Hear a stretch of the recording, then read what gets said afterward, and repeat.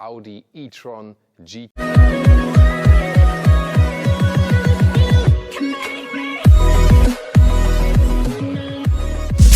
Audi has just revealed its new performance flagship and it's electric. Also, there are two of them. Meet the 2021 Audi E-Tron GT Quattro. Battery and range.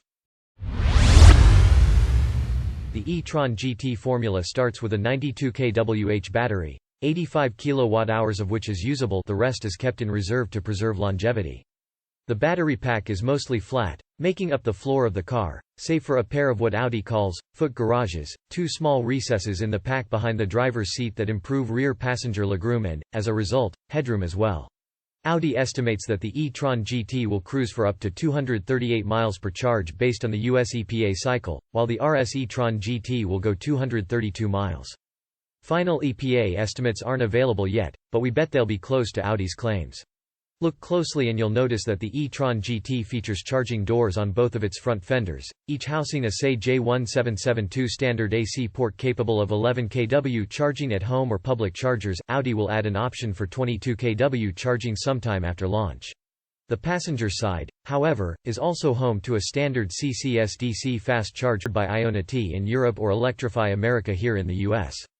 Under optimal conditions, the e-tron GT can add up to 62 miles of range in just 5 minutes through this connection, rapid charging from 5% to 80% in under 23 minutes. To do this, this electric Grand Tourer makes use of active cooling before and during charging to balance speed and battery health. Dual motor.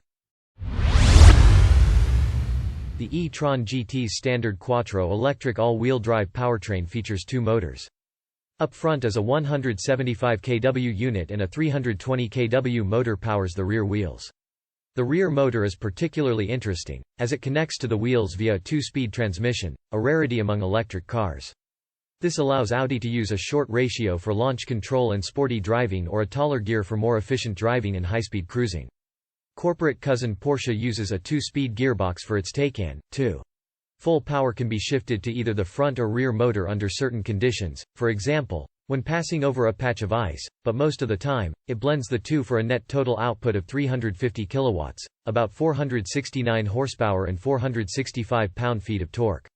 However, for short bursts of power, such as during launch control, output can be temporarily boosted to a total of 390 kilowatts, 523 horsepower, allowing for a 0 to 62 miles per hour, 100 kilometers per hour sprint of just 4.1 seconds. The higher performance RS e-tron GT features the same front motor, but upgrades to a more powerful 335 kW rear motor and a higher system output of 440 kilowatts, about 590 horsepower and 612 pound-feet of torque. Its boost output is also higher, at 475 kilowatts, 637 horsepower.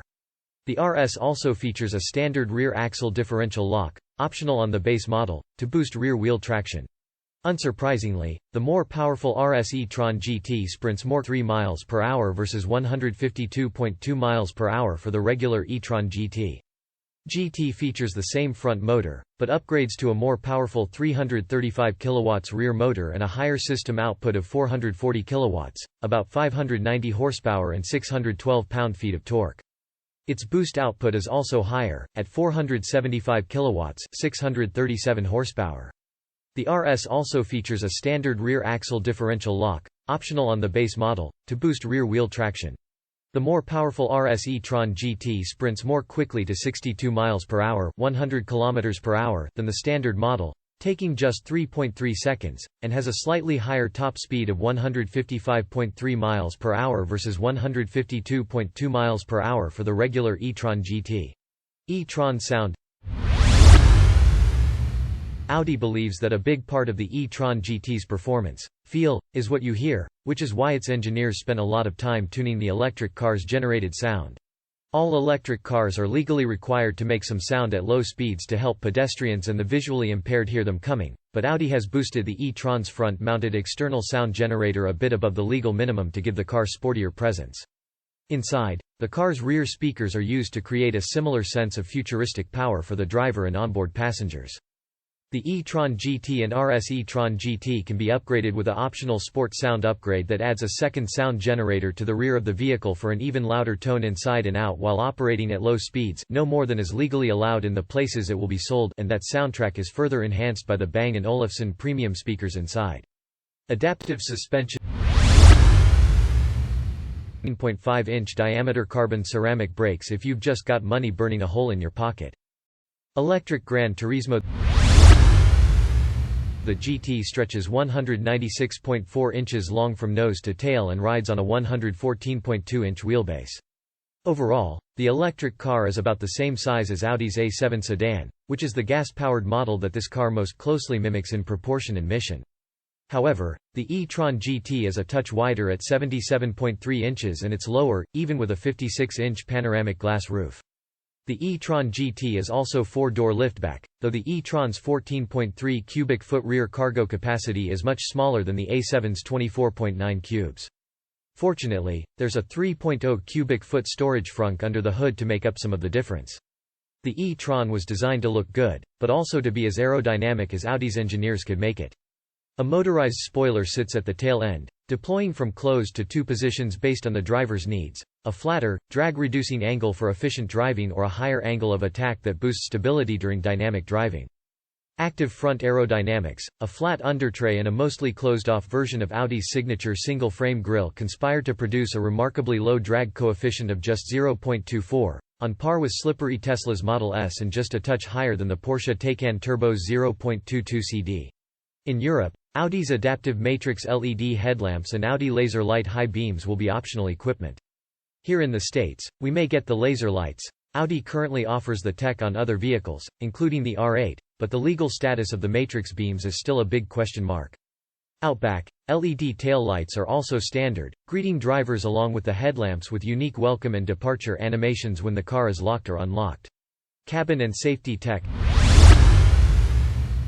putting its best environmentally friendly foot forward. The e-tron GT comes standard with a leather-free interior with upholstery made from, predominantly, recycled materials, though leather packages are an option. Central on the dashboard is a 10.1-inch, single-screen version of Audi's MMI Touch infotainment suite, a departure from the dual-stacked screen setups found on Audi's higher-end gas cars, like the A8L. The system features haptic touch feedback and boasts a web-connected version of MMI navigation. The latter incorporates a few EV-specific tricks, including searching for free charging stations, routing trips based on the shortest, fastest charging stops at DC charging points and triggering thermal preconditioning of the battery pack as you approach a charging station to optimize charge time. Also standard is a 12.3-inch version of Audi's virtual cockpit plus digital instrument cluster, which can be augmented by an optional head-up display. Being Audi's new electric performance flagship, we expect the full might of the automaker's active driver aid and assistance tech will be brought to bear. Audi's Pre-Sense suite will be standard with optional Tour, City, and Park packages adding Adaptive Cruise, Remote Park Assist Plus, which is said to work with the driver outside of the car, night vision, 360-degree surround cameras and more.